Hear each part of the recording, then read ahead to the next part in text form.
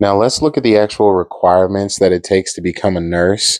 So you have to graduate with an associate degree in nursing, ADN.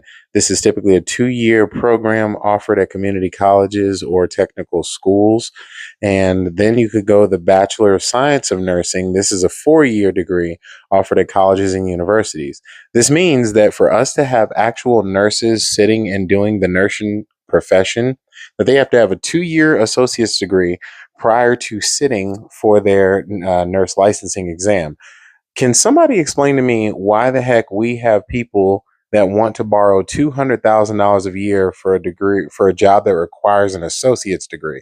That's the part that keeps getting me, right? It seems really crazy that we can't have people that can do the job and just not go for, like, get your associates, sit for the exam, get a job. What is the reason for the 200 and some odd $1,000 nonsense? Okay, I don't get that, but let's look at this article and see what they have on Inside Edition. Nurses revolt. Coast to coast, nurses are expressing outrage after they are no longer being considered a profession. On my degree, it says registered professional nurse. Emily Spenlove is an ICU nurse. How has this left you feeling? Especially since our country has experienced something recently, such as the pandemic, and being labeled in the media as like healthcare hero. Less than a decade later, being labeled as not even a professional, I would describe it as a slap in the face. It all has to do with how the One Big Beautiful Bill changes the nation's student loan system. By not being recognized as professionals, nurses are limited on how much they can borrow to pursue their graduate degree. The cap, $100,000. The concern is that this could lead to an even greater nursing shortage. Okay, I'll bite. Did you just hear this man say that it caps how much people can get for their graduate degree? They can get $100,000 or up to $100,000 for a graduate degree. You don't need that to be a nurse. You need an associate's degree. So this, like, the way they keep saying this, I still don't understand how it makes sense. It seems like they're making a case as to how this is all BS. Because if you only need an associate's degree to get this done, right, to be a nurse, but what does the $100,000 cap have to do? This doesn't make sense to me.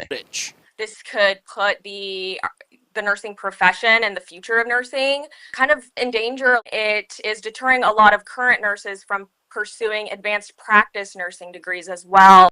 Okay, what this woman said is absolute complete bullshit. As a man who has been through many nurses, let me tell you something. Yeah, nurses typically work 3 days a week, 12-hour shifts.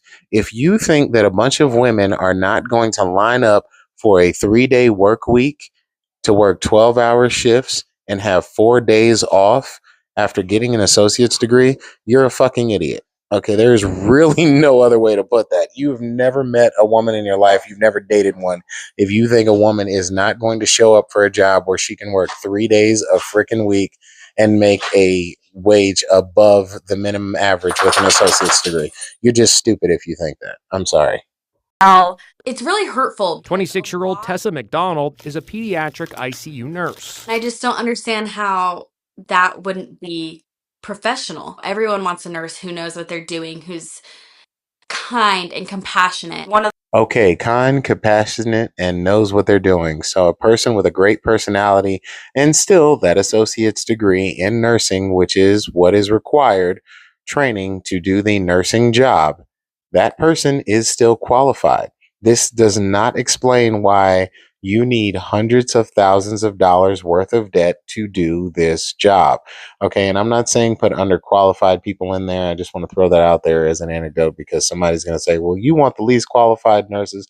No, I don't. I want people with the qualifications, but I also don't want them to be saddled in hundreds of thousands, almost millions of dollars of student loan debt when you consider the interest. The most trusted professions is nursing. We are the backbone of healthcare. The Department of Education tells us they are trying to prompt nursing schools to lower the cost of tuition, adding that it's not a value judgment about the importance of nurses. They also say that the loan limits do not apply to undergraduate. Okay, so there she said it again at the end. It doesn't apply to undergraduate programs. So even if a nurse was going for a 4-year degree in nursing to be a registered nurse, right, for 4 years, it still does not apply. So I don't get where these lies and all this BS is coming from, talking about like this is just against nursing or nurses are not considered professional. No, we are not having exorbitant amount of loan limits placed on people now so they can be basically debt slaves, and all of a sudden there's a problem with that. Like it seems more like the people who are complaining about this are more about the, I guess, the status. Is there even a status associated with this? I don't know, but it seems more like nonsense more than anything else, right? You can still go to college, you can still be a nurse, you can still get your job being a nurse.